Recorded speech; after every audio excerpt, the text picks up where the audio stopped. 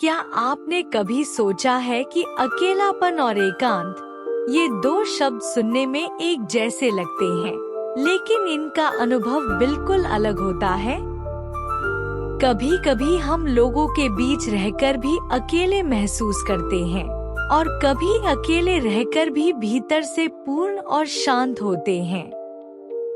इस वीडियो में हम बात करेंगे अकेलेपन की मनोस्थिति की, एकांत की शक्ति और गहराई की, और उन अद्भुत कहानियों की जो बताती हैं कि कैसे एकांत इंसान को शून्यता के माध्यम से ईश्वर के समीप ले जा सकता है।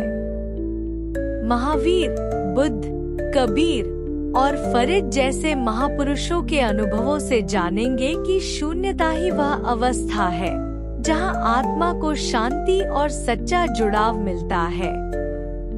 तो चलिए इस रहस्यमय यात्रा की शुरुआत करते हैं।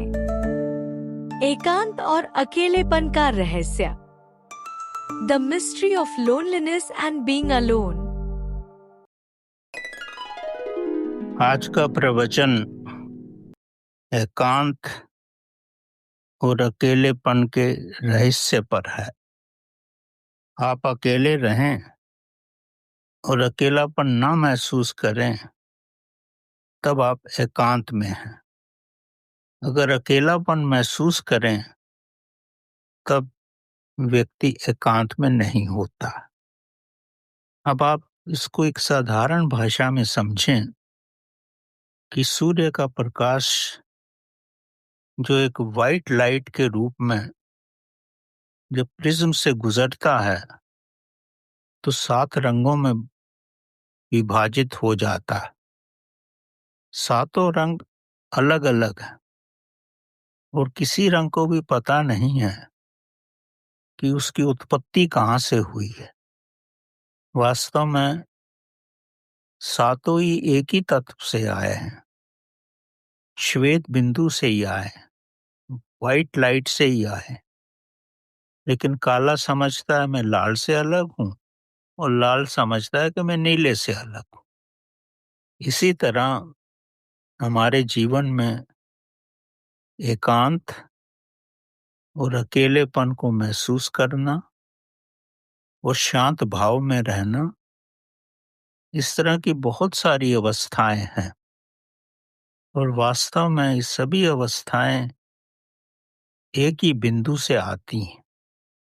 और फाइनली जब हम एक ही बिंदु में जहां से हमारा उदय हुआ है, जब तक हम उस बिंदु में एक नहीं हो जाते तब तक हम आभास नहीं कर सकते कि एकांत भी वही है, शांत रहना भी वही है और अकेलापन महसूस करना भी वही।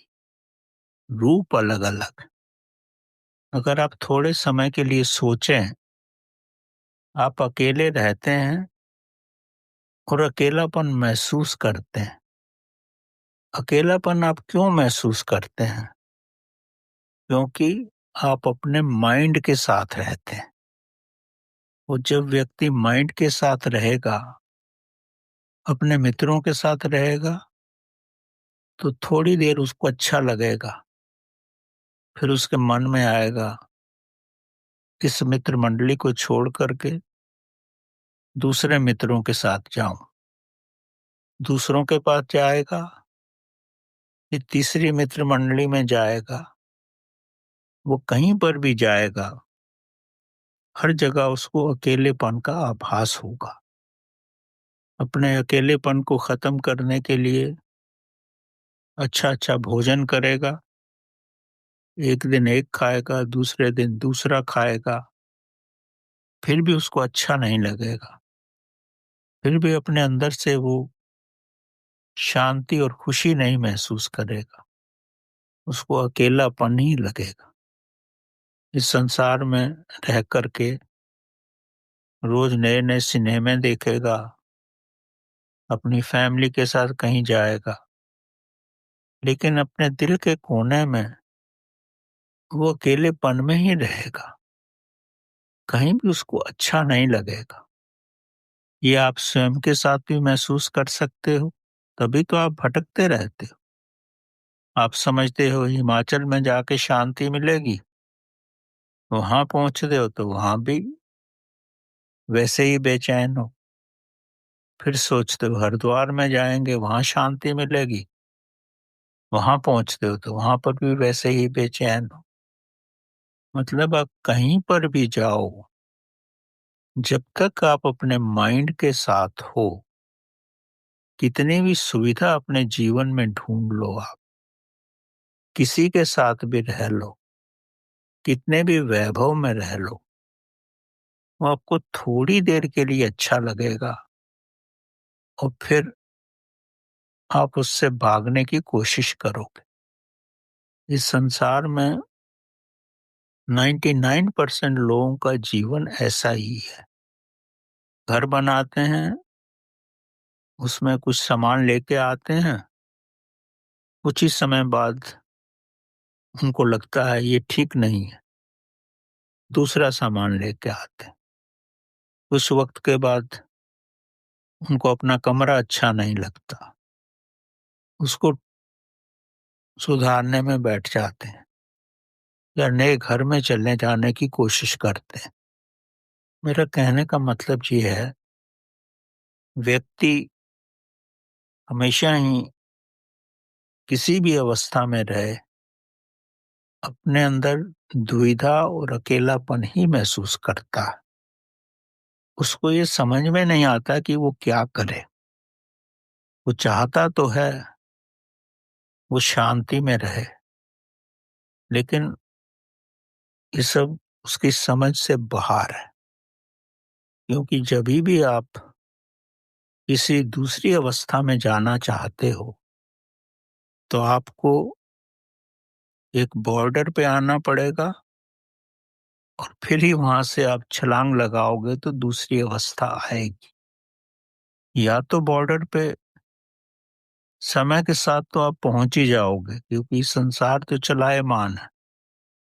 अगर आप अपने बुद्धि और विवेक से पहुंचते हो तो शीघ्र भी पहुंच सकते हो, लेकिन आपको पता ही नहीं है कि बुद्धि विवेक कहाँ से आए, तो आपका सारा जीवन उसी में उलझा हुआ रह जाता है। एक बड़े पहुंचे हुए संत थे, वो एक नदी के पास से गुजरा करते थे।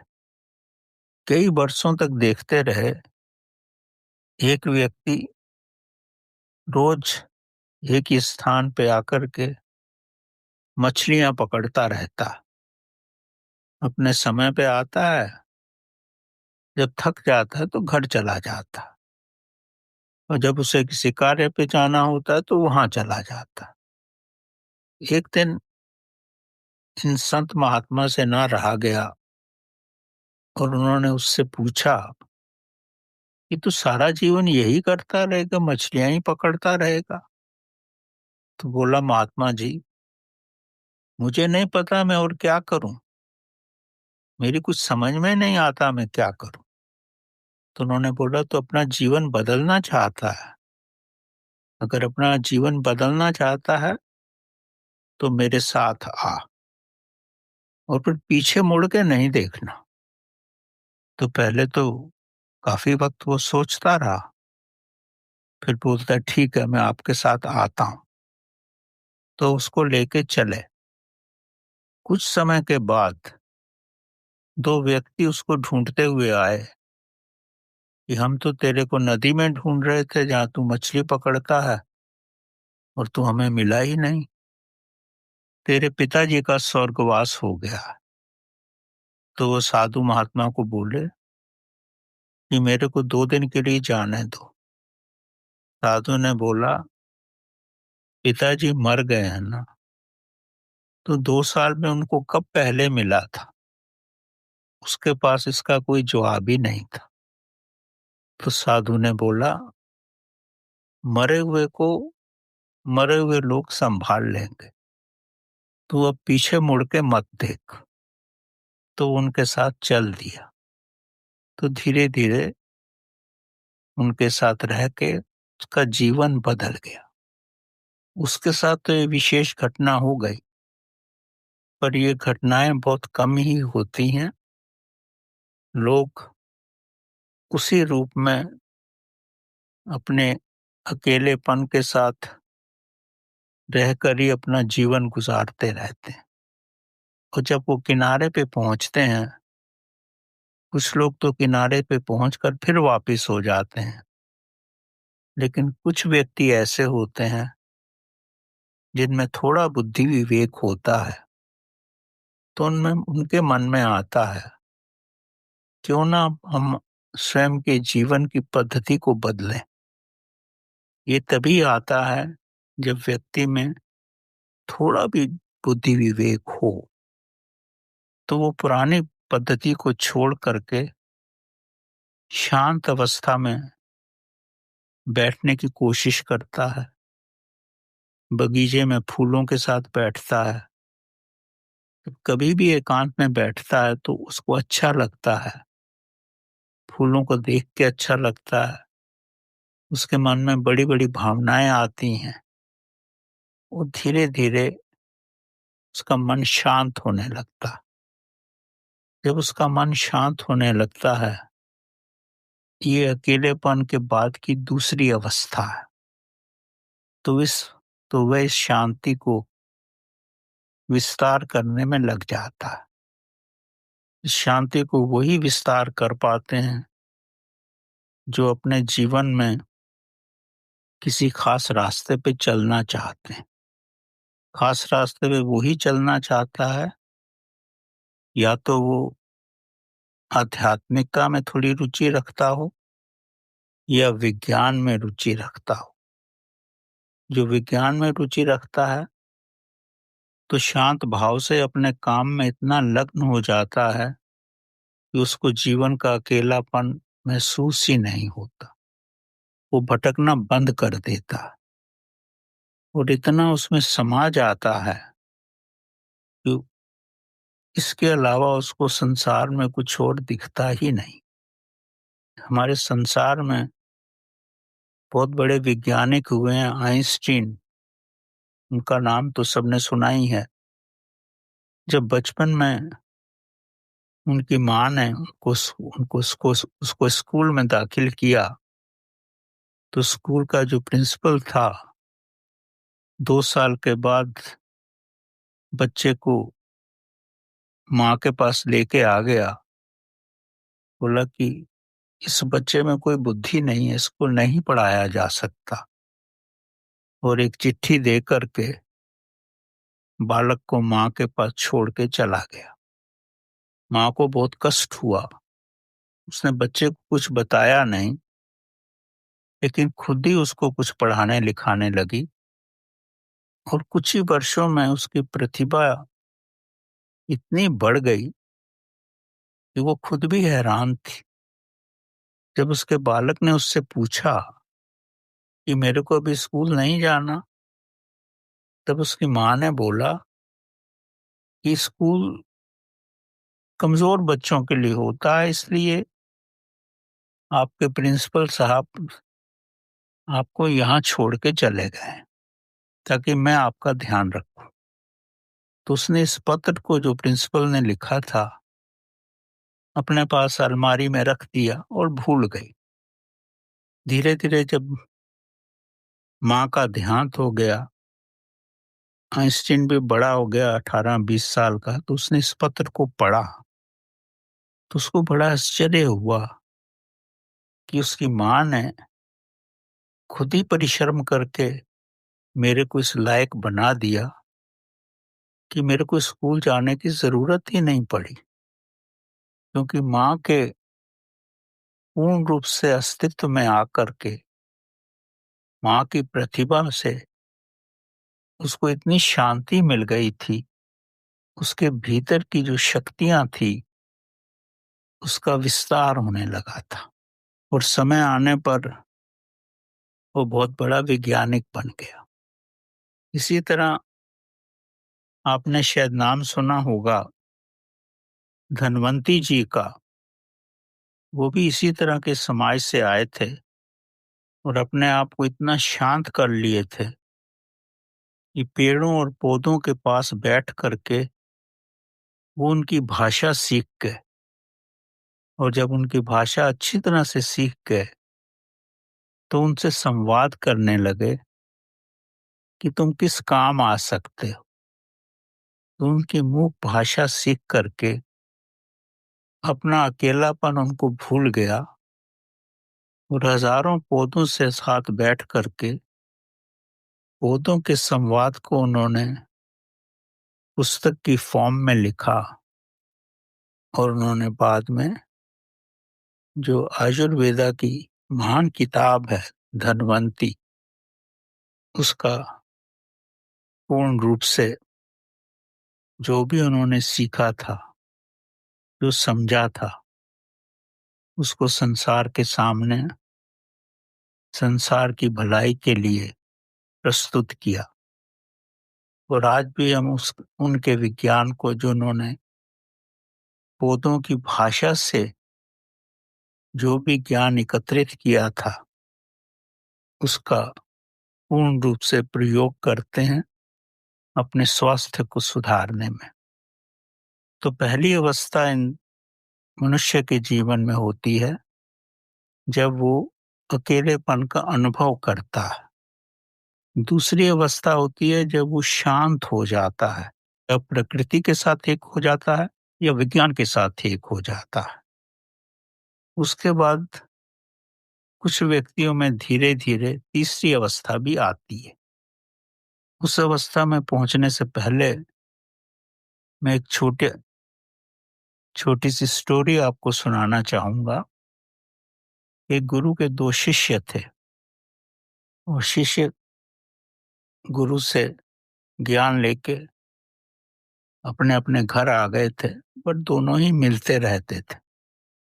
एक शिष्य अपने पास कोई धन नहीं रखता था, वो समझता था कि परमात्मा ही वक्त आने पे सब सहायता कर देते हैं। और दूसरा व्यक्ति अपने पास धन रखता था।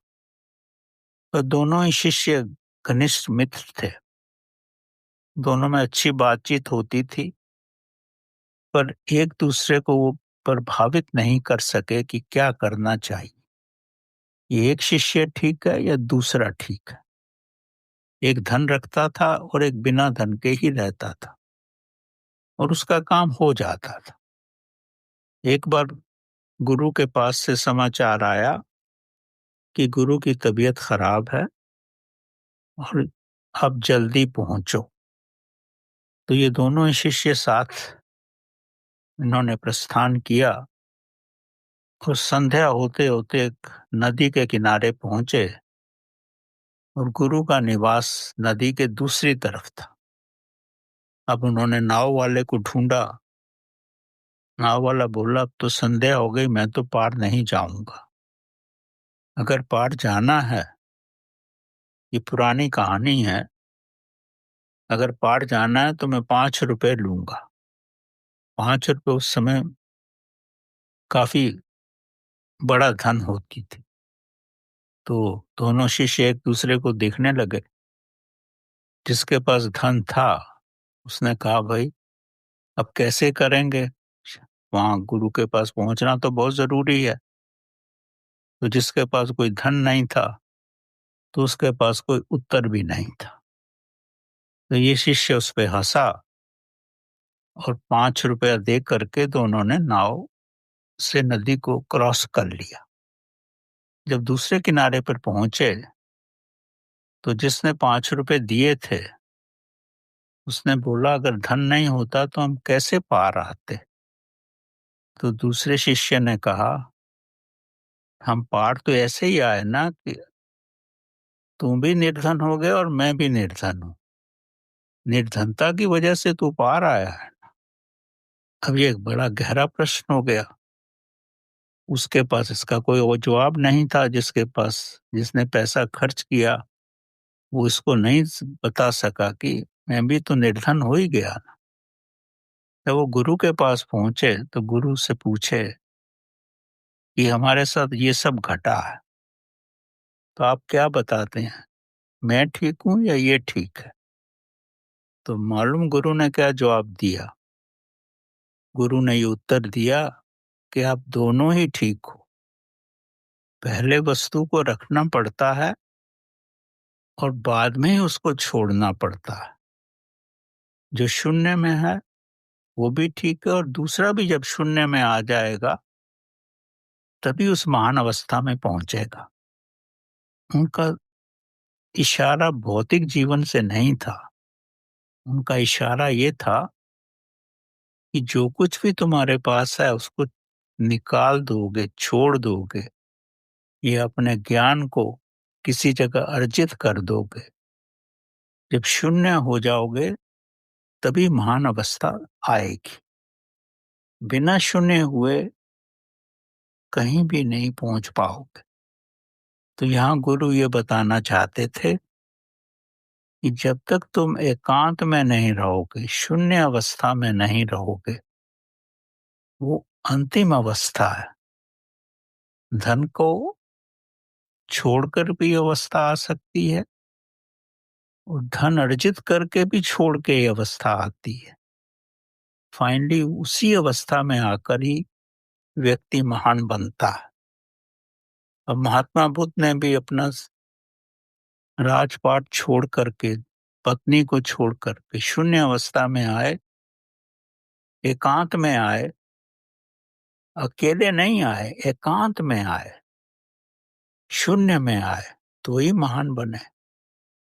और उनके जीवन का महान लक्ष्य यही रहा कि जब तक एकांत में आकर के शून्य अवस्था में नहीं आओगे, नथिंगनेस में नहीं आओगे, तब तक आपकी आत्मा का विकास नहीं होगा, आपकी चेतना का विकास नहीं होगा और परमात्मा तक नहीं परमात्मा को नहीं मिल पाओ। अब महावीर को देखो, उन्होंने भी यही कहा, जब तक जीवन में केवल्य नहीं आएगा, एलोननेस नहीं आएगी, अकेलापन नहीं आएगा, अकेले में नहीं रहोगे और अकेलापन महसूस भी नहीं करोगे, वो तभी पॉसिबल है जब आप स्वयं के साथ रहो, अपनी आत्मा के साथ रहो, तो ही उस महान अवस्था में पहुंच सकते हो।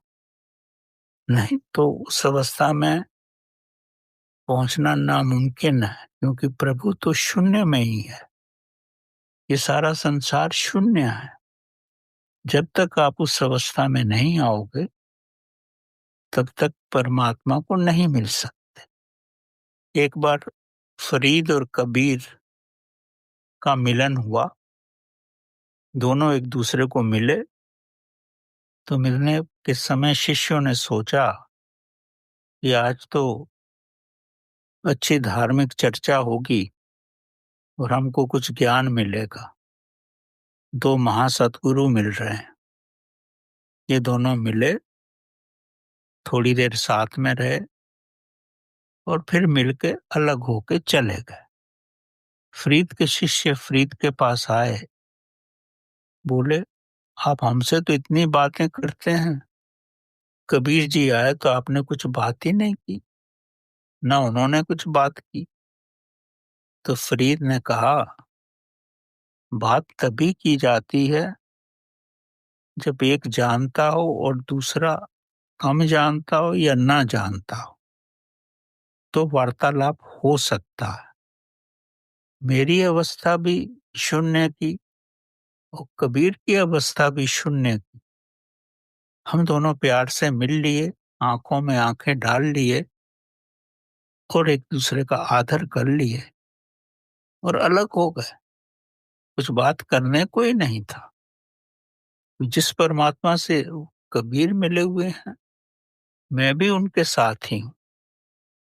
कुछ लेन देन का तो प्रश्न ही नहीं। जब आप शून्य में होते हो तो परमात्मा के साथ होते हो, तो जो परमात्मा के पास है वो आपके पास है। वो आपकी हर चीज को समझता है। उसको कहने की जरूरत नहीं है कि परमात्मा मेरे को ये दे।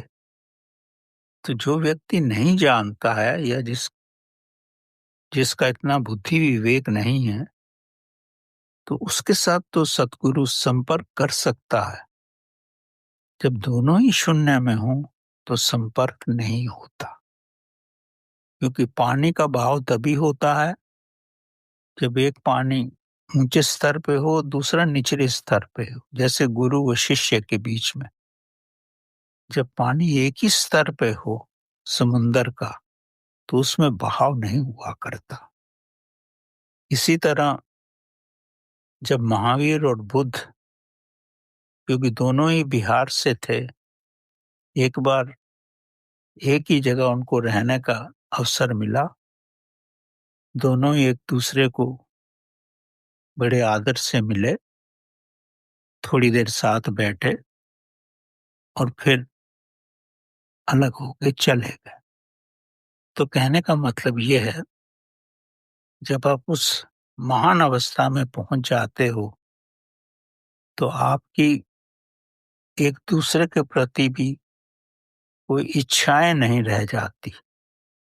जैसे आप प्रभु का रूप हो गए, दूसरा भी प्रभु का रूप हो जाता है।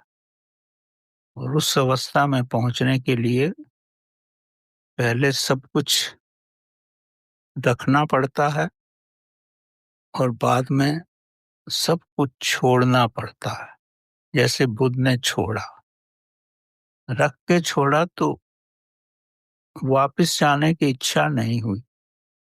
अगर आप रखोगे ही नहीं तो वापस जाने की इच्छा नहीं होगी, और अगर रख लोगे तो फिर आपको त्यागना ही पड़ेगा, तभी उस अवस्था में पहुंच सकते हो।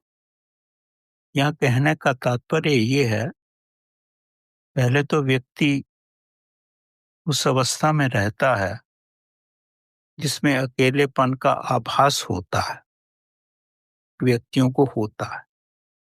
वो भी अवस्था बड़ी आवश्यक है ताकि हर चीज का आप अनुभव ले सको। और एक अवस्था आने पर उस अकेलेपन को छोड़ करके आपको शांत भावना में रहना पड़ता है। उस अवस्था भी स्वयं ही आ जाती है। व्यक्ति का विकास एक स्वाभाविक विकास है। आप इसको कठोरता और परिश्रम से नहीं ला सकते, वो आपके अंदर से ही आता है। और उसके बाद तीसरी अवस्था होती है, जब शांत अवस्था भी खत्म हो जाए तो उसके बाद शांत के बाद तो शून्य ही आता है।